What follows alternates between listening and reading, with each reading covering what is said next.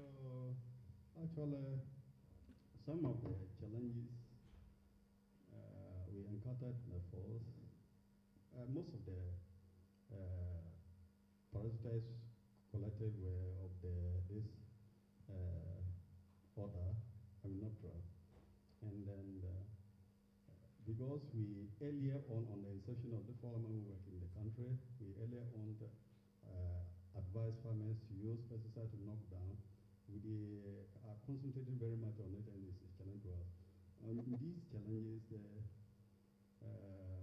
I would like to go to the third one. Earlier on, we used to have average fall armworm collection in the fall about 9, but now we are limited to only 3 collections in the year due to funds, challenge in funds, and then we also collect. We realize that the peak period of the fall parasitites is around July, so we strategize to do effective collection from July onwards.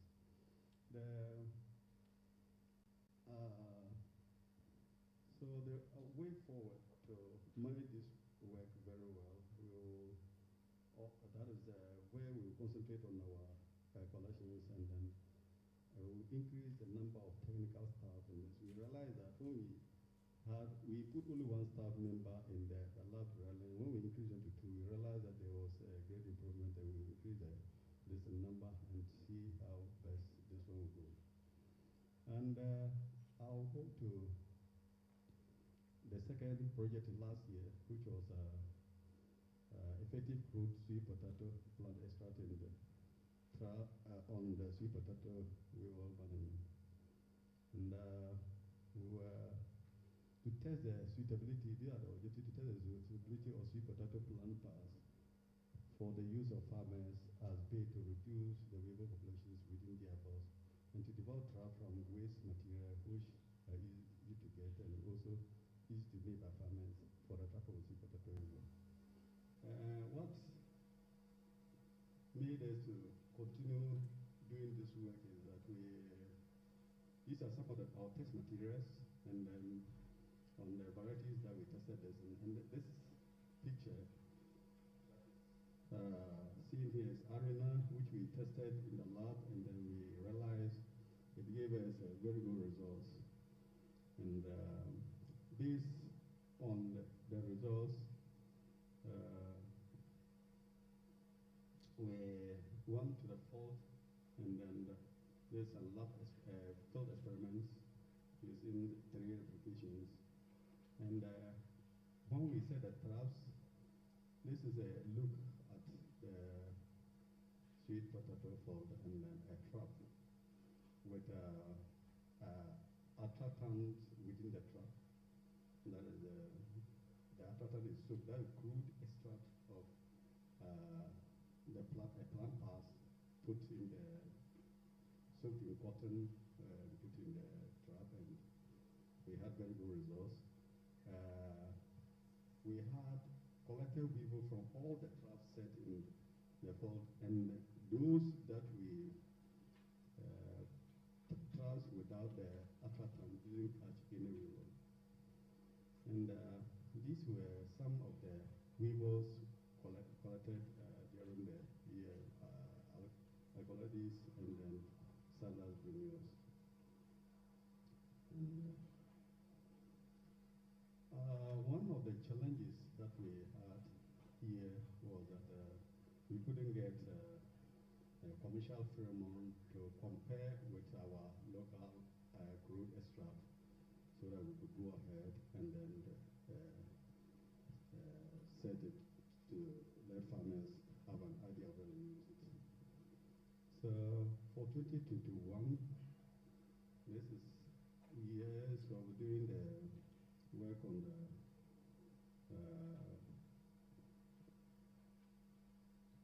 for natural enemies, and that is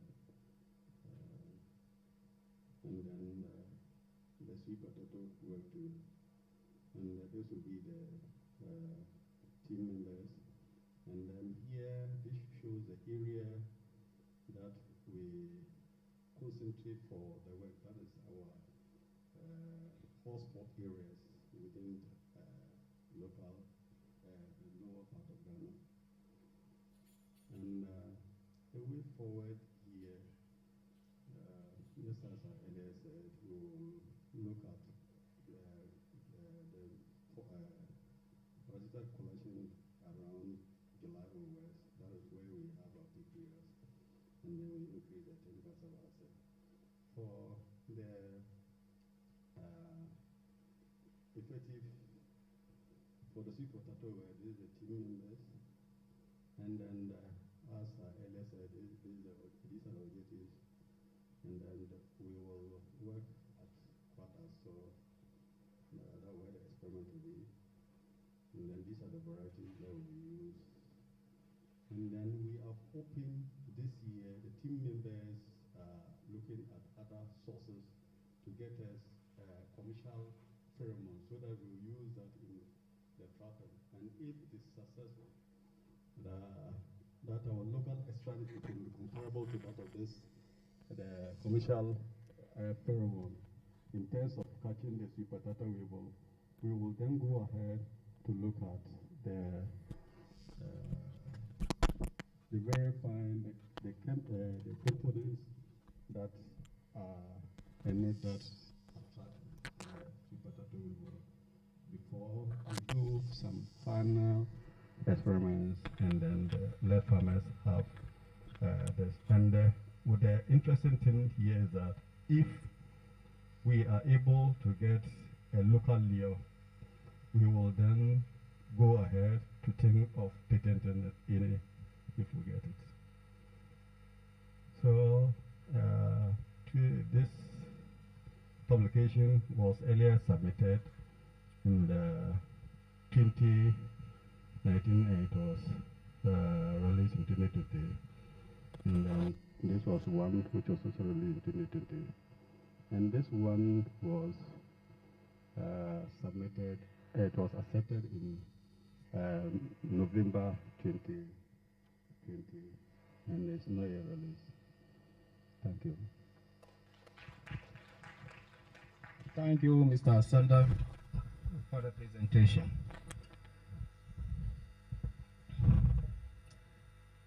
Next in line is Mr. Jerry Fenton Asamoah. Please, let's welcome him.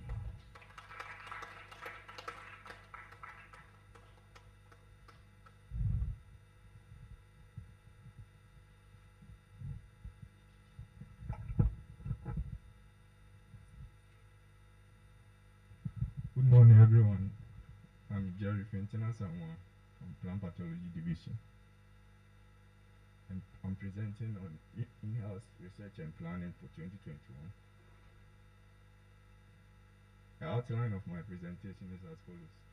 Activities undertaken in 2020, planned activity for 2021, and publication.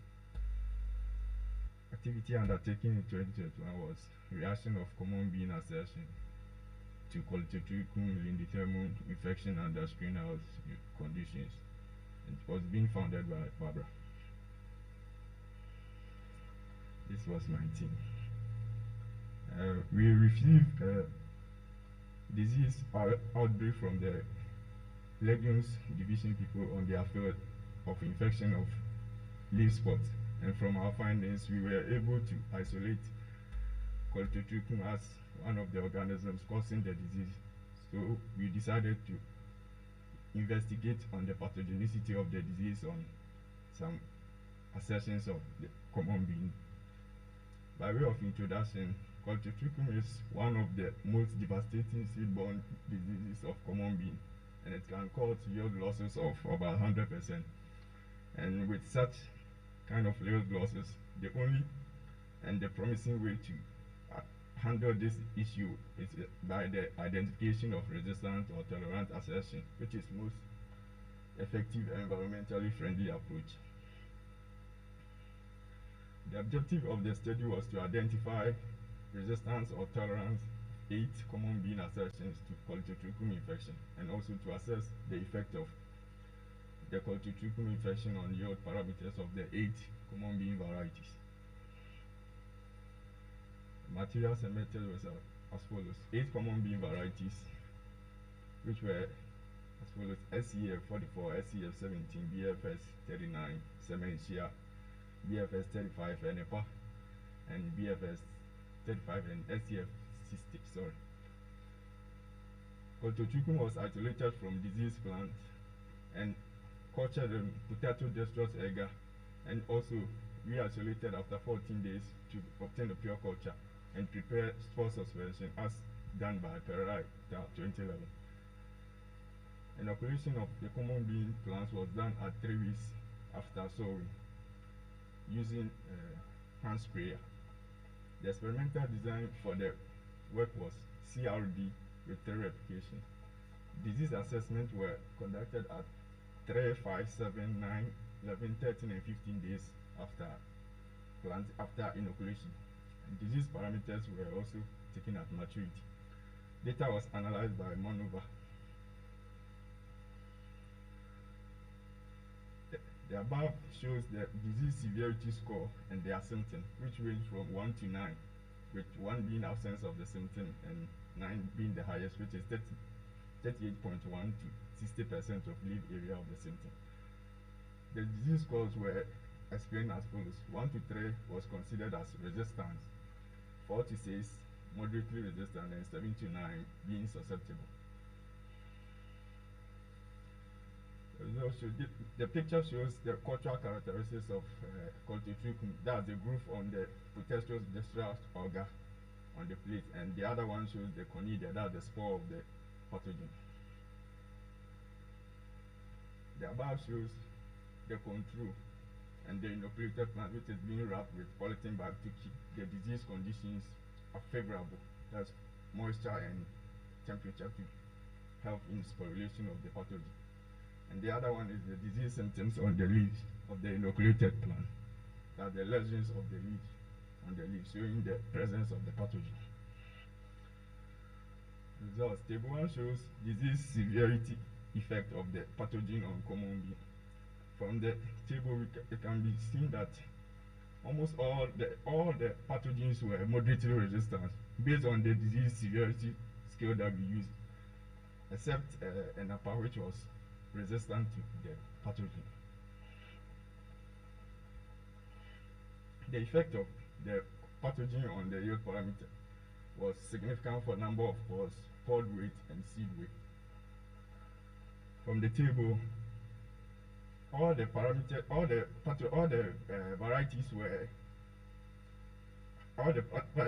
varieties did not have significant difference among them and their controls, except BFS 35 and its control, with BFS 35 having lower number of pores and also having lower pod weight compared to its control. With the seed weight, Sementia had lower seed weight than its control. Conclusion: coltitrucum attack on common bean could result in yield and economic losses. And APA proved to be resistant accession among the varieties, while the other varieties accessions proved to be moderately resistant. For 2021, we would like to look at the management of the disease using chemical fungicides. So the title of the activity is Evaluation of Fungicides on Common Bean Anthracnose Disease. By way of introduction, anthracnose is one of the most widespread and economically important seed-borne disease in bean growing region. Seed treatment alone could not be effective and requires a follow-up application of fungicides. Fungicides like mangozeb and carbadism have been commonly used to control anthracnose for other crops such as cucumber, melon, and tomato. The objective of this work is to screen for fungicides against common bean anthracnose disease.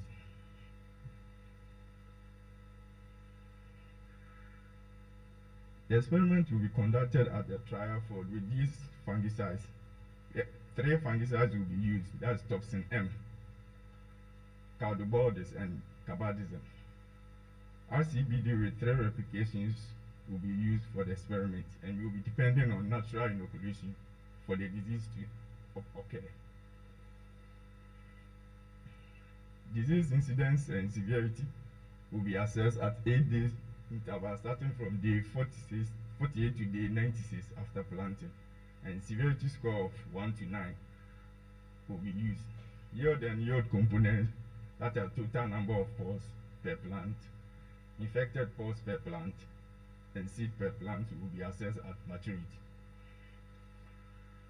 And analysis of variance will be performed on disease parameters such as incidence and severity, seed yield components are pods per plant, infected pods per plant, seed per pod using statistical analysis. Thus, LSD will be used to separate the treatment needs. The outcome of the experiment, we expect that disease incidence and severity of fungicides will be assessed and effective fungicides will be identified. Thank you. You are a good man. You have saved us some time. We have some good men in plant health division.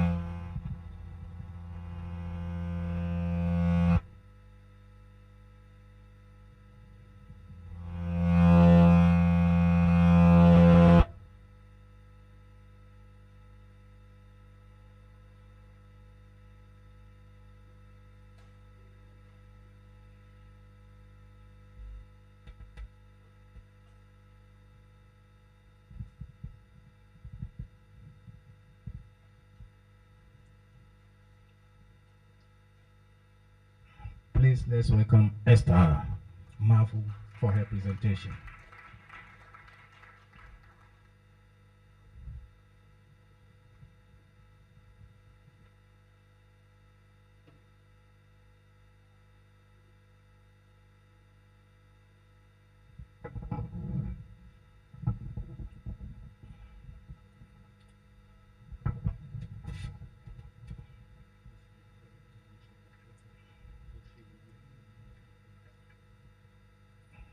Madam, you have 15 minutes.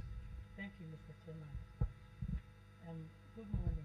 My name is Esther Mafu, and I'm presenting my activities that were performed in the previous year, 2020.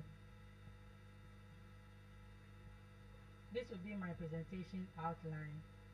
Activities that were carried out in 2020. I don't have been giving them 15 minutes. Forgive me. It's 10 minutes.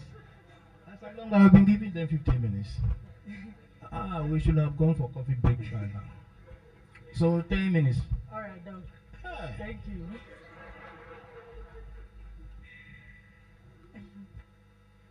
All right, so the first activity that was done was to evaluate positive selection seed yam tubers from selected farms against yam mosaic virus.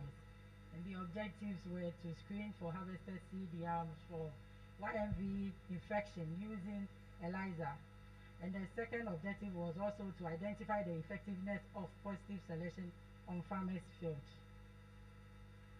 Now for the locations that were used were Asanteboa, Abuo, Bisu, Kremokrom, and then Fumesa. We used 3 varieties, which were then Yesumoja and then TDR 95/1971.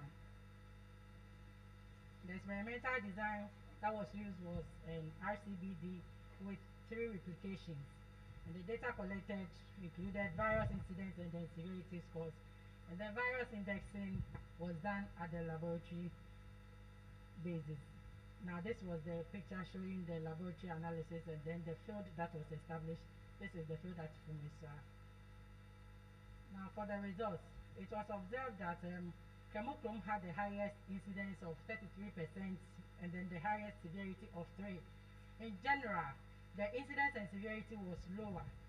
As compared, this is positive selection work that has been done. This is the 3rd year, and so symptomless or mildly infected plants have been selected previously for planting, and so we expect that the incidence and the viral incidence and the severity would reduce with time.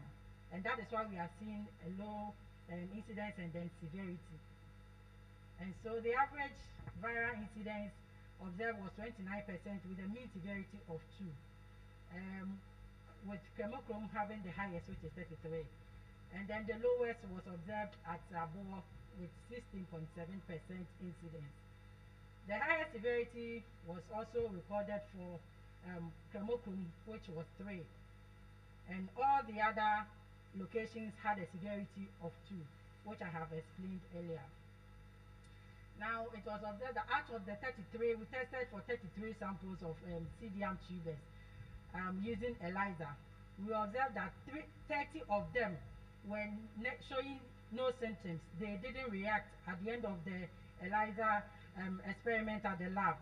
And so we can clearly say that if you do positive selection and then do it well, there's high possibility of you selecting healthy looking plants for planting in the subsequent year. And that is why we are encouraging farmers to practice this positive selection for planting in areas where the disease is very, very high to reduce the viral load. And so this was the ELISA plate that was done.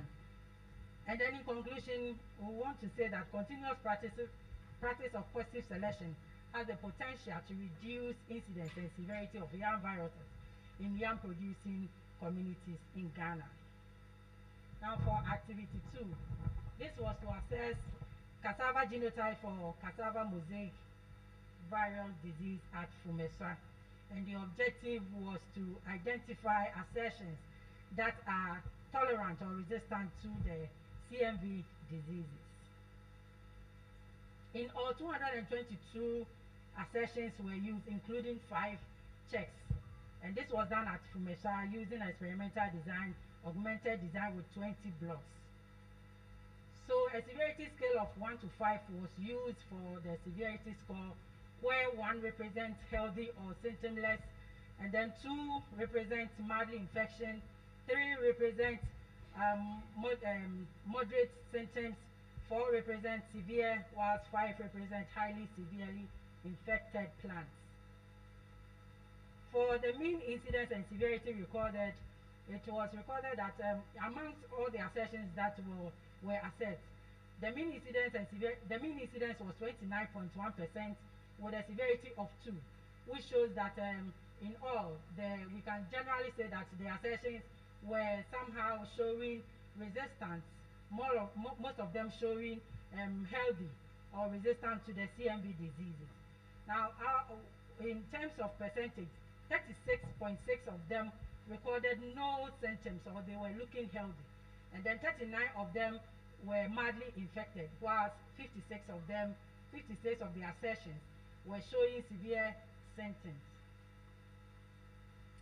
So in conclusion, we want to say that the assertions were of good quality, and so most of them showed no or mild symptoms to CMV, and this suggests a very good potential for utilization for breeding materials against CMV diseases in the near future. So breeders can chance on these materials and then improve on them for CMV resistant varieties.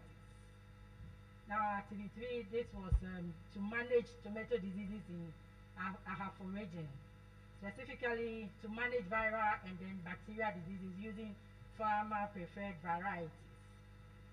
The locations were Kwasu and Jumo, and then the experimental design used was 3 RCBD with 3 replications, and then we used 3 farmer varieties, which were Emerage, Sakata, and then Power. The data collected included disease incidence and severity scores for tomato yellow leaf kill, that is TYLC, and then bacterial roots, and then yield components were also assessed. So this is a picture.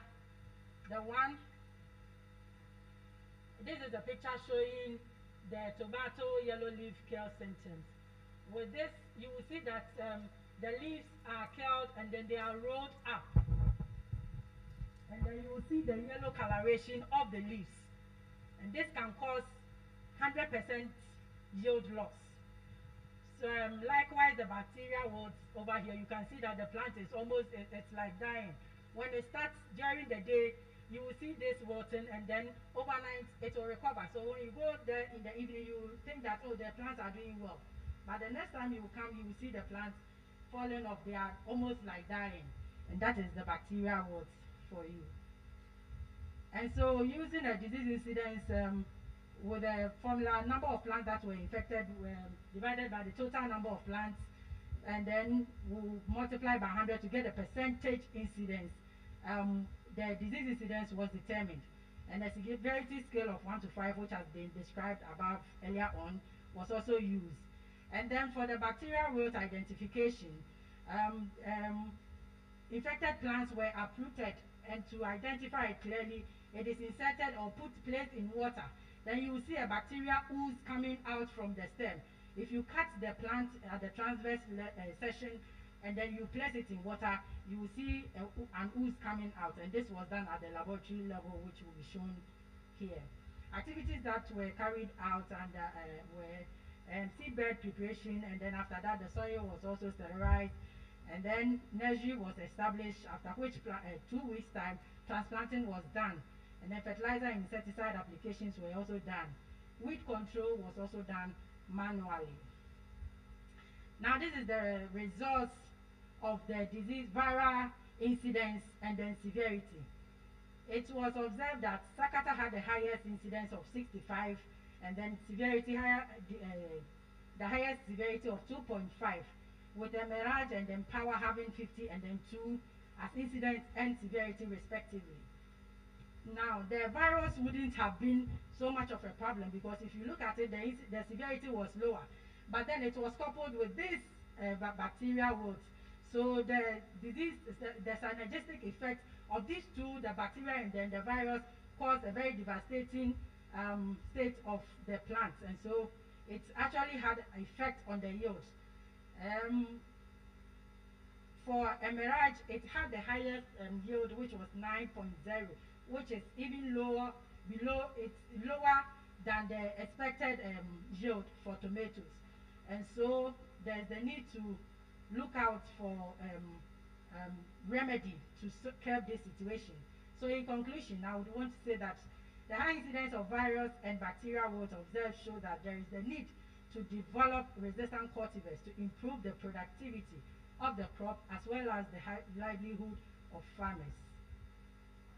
So for 2021, I'll be working on the WAVE project, whereby we'll be able to diagnose infected samples which have been collected during survey, and then after which I will also continue to work on assisting in breeding for virus resistant varieties, and that will be done under tomatoes, rice, and then cassava as well.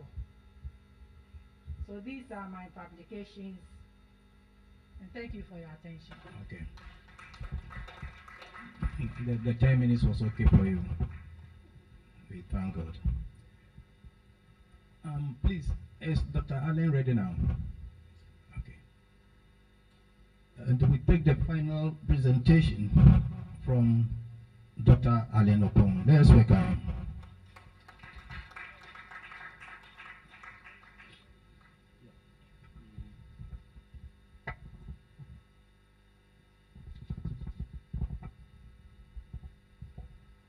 Thank you and good morning. Again, I apologize for the mix-up. I'm presenting on 20 minutes, Chief. Yes, thank you, sir. So this is a presentation. I will start with the WAVE project, and I will say that WAVE project has been started since 2014, and it has been ongoing, and sponsored by the Bill and Melinda Gates Foundation, and then the DFID, now OFCD of UK. And these are the countries involved. We have Cote d'Ivoire at the University of Ofeboigny, Faris Ofeboigny, acting as a host. And then Ghana, Crop Research is leading. Togo, University of Lomé, Benin, Burkina Faso, Nigeria, there are 3 centers. And then Cameroon, Gabon, Sierra Leone, DR Congo, there are 2 centers. and then the other two, Congo, Brazzaville, and Central Africa, are observers. So, and these are the collaborators: Cambridge, Rothamsted, Scriptoria, NACRI Uganda, Cassava Diagnostic Project, NextGen Cassava Project, African Cassava Whitefly, Pennsylvania University, CORAF in Senegal, and these are the research team. I will just talk briefly about the importance of cassava. Everybody knows cassava is very important. It's, according to the statistics, it contributes most, about a fifth of Ghana's agricultural GDP, and is becoming a popular industrial crop that is used for so many products. So cassava is now assuming not only local importance, but also international importance. The goal is of the project is to catalyze sustainable protection and productivity growth of root and tuber crops in West and Central Africa through improved understanding and coordinated management of viral diseases. And it has 5 key objectives, but there are several activities, and these are the objectives. Now, activities that were carried out. We continue with our laboratory diagnostics. We collected samples across the country, and we bring them to the laboratory with cassava mosaic virus strains. And then when we are confronted with confounding results, we do sequencing to actually come out with the culprit virus. And then the project also wants us to develop disease maps, and this is going to help breeders to know where to site the experiments, and then where there are hotspots and where there are no hotspots, in order to get the right varieties for Ghana. We started the 3rd national survey, and we also acquired some reagents that will help us to continue the work. We are also drafting some manuscripts for publication. Some have been published, some are also in the process. Now, the laboratory diagnostics, we have a common protocol that all the countries are using, and the same as the survey. Now, the samples that we analyzed in our lab, those that were confounding, were sent to advanced laboratories in the US, and they were sequenced, and they've given us some results. And the viral disease maps, we do it in collaboration with Scriptoria of UK, and some of them has been done for Ghana. These are some of them, showing the various strains of ACMV that have been identified. It shows the areas where the surveys were done in 2016, 2017. And these are maps showing the ACMV distribution of the samples that we identified but could not properly be diagnosed because of the variants that we have gave us confounding results. So the sequencing of those results gave us new strains that have never been reported. And one example is the Kenyan isolate.